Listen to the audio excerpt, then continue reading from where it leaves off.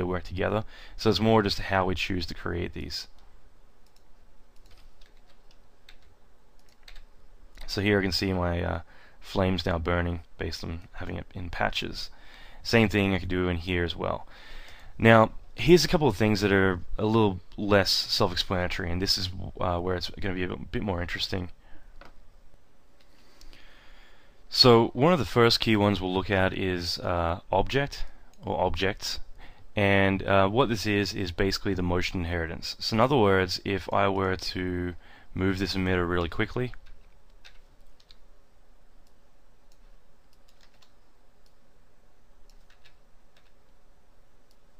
so this is going to be pretty crazy. Now if I run a simulation on this, based on the object inheritance, it's going to kind of keep up with it. So essentially the fire will kind of be thrown in the same direction as the emitter. So it has an inheritance. It inherits the value of the fire. The same way if I had a torch and I kind of threw the flame really quick, if it had a lot of liquid on it, like a lot of fuel, the fuel would kind of you know, move in the same motion, but of course it would trail off as well. So essentially it just means that it's kind of like inheriting the motion a lot more. And this is good if you want to create more of like a flamethrower effect or something, well, you know, where you can multiply the values. So here the object's moving, so it kind of keeps up with it. But what if I set this to 0? What's going to happen is the fire isn't going to inherit the motion, so it's actually going to trail behind it. So this is going to leave a trail behind the object. And this might be good more for smoke, if you want to have the smoke like leave a really nice kind of trail that isn't really affected too much by the object. So here we can see the flames are literally trailing behind the object, and it's pretty consistent with that. I'll play that back. Now while I'm dealing with this, I'm just going to turn off the maps, that way you know, we don't have to worry about the phasing anymore. We'll see the object a bit more physically accurate. And so I can actually inherit the motion. And by inheriting the motion, it means that the flames are going to shoot forward. They're actually going to be projected forwards where the object is moving. So wherever it's moving, it's going to shoot in that direction, which is fairly unrealistic, but in some situations you might want to play with doing that. One example might be like more like a flamethrower or something, but usually that one we would use more of a directional effect. So here we can see the object is being thrown in the direction of the object.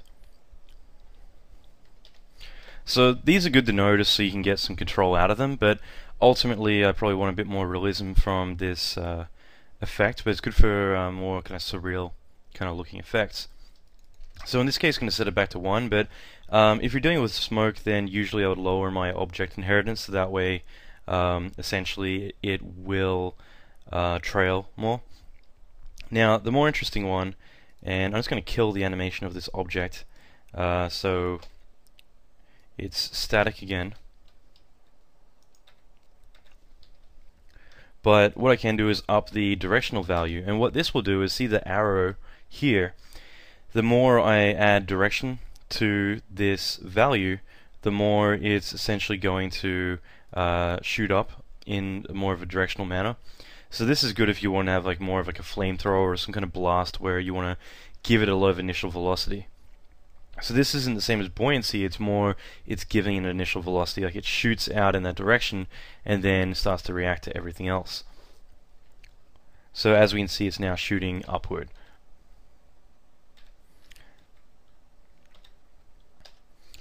So same deal, if I get this and I rotate it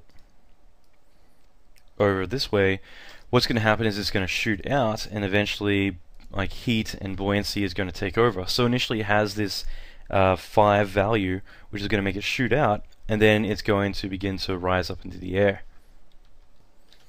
So here we have it simming, and we should be able to see the result as it progresses a bit further. And so this sort of thing is kind of cool because you get some really cool kind of blasting effects from it. What's kind of interesting though, which I'll explain in a moment, is the fact that we can actually animate our fuel values. So I'm going to go back to fuel in a moment just to explain this, but we have this cool kind of projectile. And so here we have it shooting out. And what I'm going to do now is I'm going to animate my fuel. And what I'll do is I'm just going to put 2 keyframes because I'm not too concerned. I want to go in here and I'm just going to choose animated tracks and not selected. So in other words, I'm just going to select my emitter and I'm going to just draw this from 100 up and down.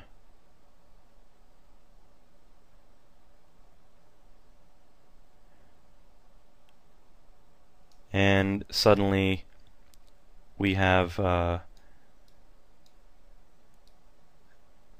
of a sporadic partial burst of fire, or fuel I should say. So what's going to happen is this fire is going to blast out, then it's going to stop emitting, then blast out again, and continually shoot out bursts of fire. So this is kind of interesting to deal with because it gives us more of an interesting kind of effect.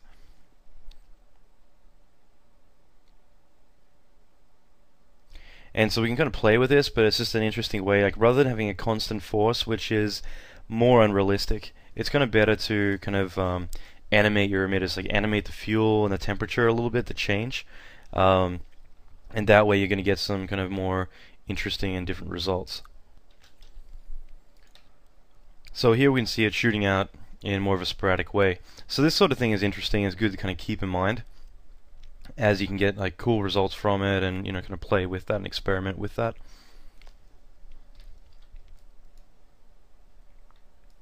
Now at the same time I can turn direction off altogether, and that means it's going to disregard the arrow that I mentioned before.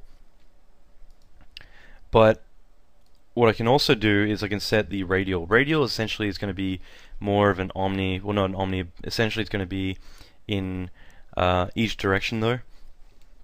So this is a sphere, so it's going to shoot out as a sphere. So this is good if I want to make more of a explosion in a way.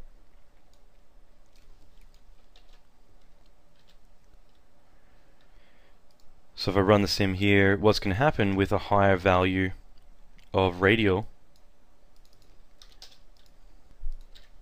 and as we can see, it's not like a big spherical blast. Rather, what it is it's kind of like a very kind of broken up pattern. And this also plays in the fact that we're emitting from a texture as well. But we can get some interesting results with this, so it is kind of interesting to play with. And of course I'm animating my texture as well. Like I'm animating it phasing up and down, so obviously we can get rid of all the animation if we like. We can do whatever we want with it.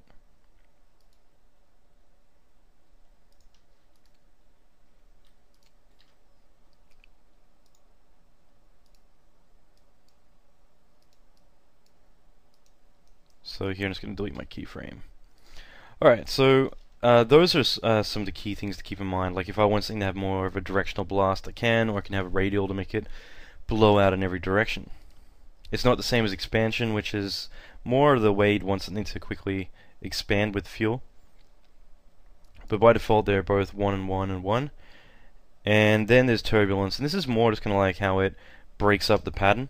So this is exactly the same as the other turbulence. I can set this smaller, I can set the amount more, and I can set the phase more. It's just the way it's going to emit randomly over the mesh rather than it being too kind of perfect.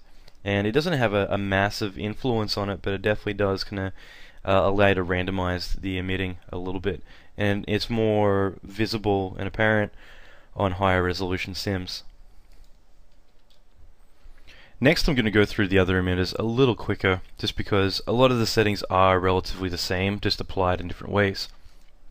The next one I'll do is object source, and essentially the main difference is that this is a simple source but with the option of emitting from an object.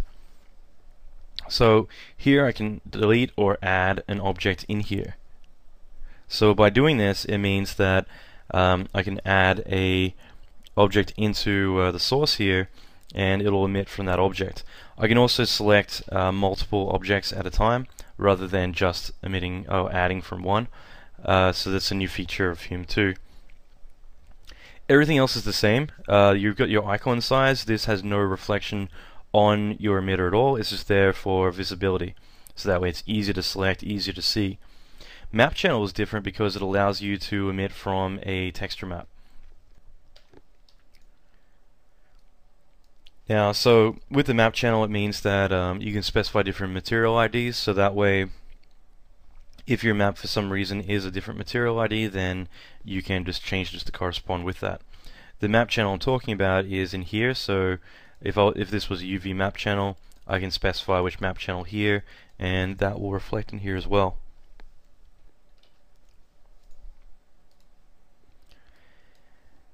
Now, when you're emitting from objects, the one thing I will point out is that by default, just with anything to do with this, if I have a noise texture applied to my object, let's drag this on here, if this is set to object XYZ, which by default it is, and this is no relevance to Fume effects, this is specifically to do with Max in general, my object XYZ is going to apply mapping at render time differently to the viewport. So in other words, it's not 100% accurate. As you can see, the texture is quite different in these two. Whereas if I change this to explicit UV map, I might need to adjust the size of it a little bit, but this is accurate. So whatever the UV map we're looking at here, that's what's going to render in the view. So that's important to keep in mind because this is going to give you a much more accurate representation. And it also means that if you wanted to, you can apply a UV map. I'm just going to add one in here. So if I have a UV map, I can assign it as a planar or whatever I want to do, and I can move it around, and that is going to be applied to my render as well.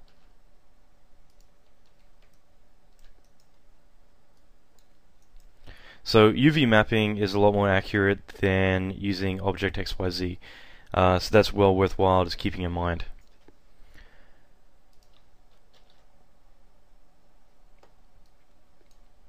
Now, other than that, we have the under velocities we have objects, and this just means that same thing as before. It's the object motion inheritance, but we also have extra, and most people seem to overlook extra and not really know what it does.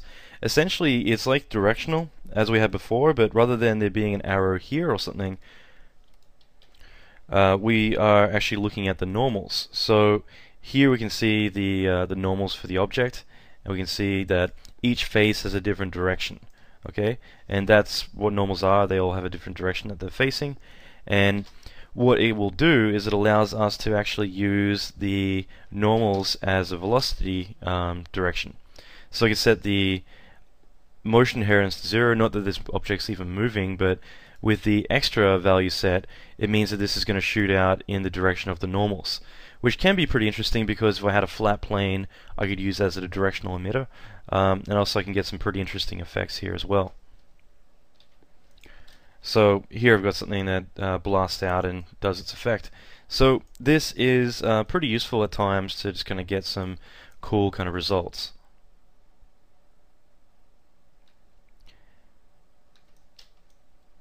Now, in addition to this, we can lower that all down. One of the new features of Hume 2 is that I can emit a texture map for the velocity. So this is the same as if I was to emit from a texture for temperature. So I'm just going to make sure this is UV map. Okay, and this reads the texture for the velocity. So these are just interesting things to kind of at least be aware of, and then you can kind of use them to get more manipulation out of your effect.